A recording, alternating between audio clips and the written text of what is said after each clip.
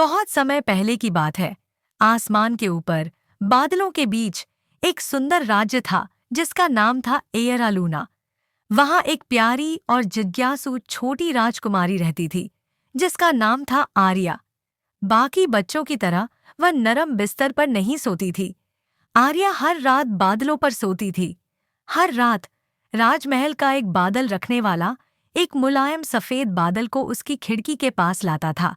राजकुमारी आर्या बादल पर चढ़ जाती, गोल गोल लिपट जाती और हवा व चांदनी की गोद में सो जाती।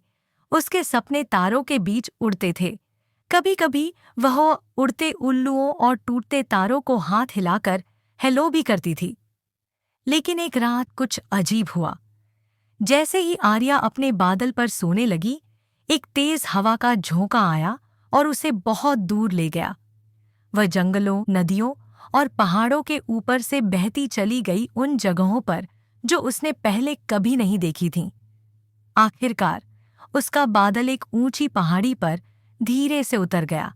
वहां कोई उसे नहीं जानता था। लेकिन आर्या डरी नहीं। कोई है? उसने पुकारा।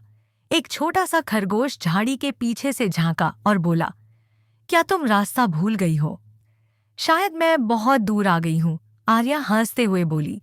खरगोश ने उसे अपने दोस्तों से मिलवाया, एक समझदार उल्लू, एक नरम स्वभाव वाला हिरन और एक नींद में ऊँघता भालू। उन्होंने ध्यान से आर्या की बात सुनी और कहा, हम तुम्हें वापस आसमान तक पहुंचने में मदद करेंगे। उल्लू ऊंचा उड़कर आसमान में गया और आर्या का बादल ढूंढ लिया, जो तारों के पास चुपचाप उसका इंतजार कर रहा था। नीचे जानवरों ने पत्तों और पंखों से एक मुलायम ढेर बनाया ताकि आर्या ऊपर चढ़कर अपने बादल तक जा सके। जाते समय आर्या ने सबको गले लगाया और बोली, तुम सबका शुक्रिया, मैं फिर आऊंगी। बादल धीरे धीरे उसे वापस उसके आसमानी महल तक ले गया। सुबह होने से पहले वह अपने बिस्तर में सुरक्षित थी। उसके माता पिता बहुत खुश हुए और उसके बाद उन्होंने ध्यान रखा कि आर्या कभी बहुत दूर न उड़ जाए। लेकिन आर्या कभी भी अपना ये अद्भुत सफर नहीं भूली।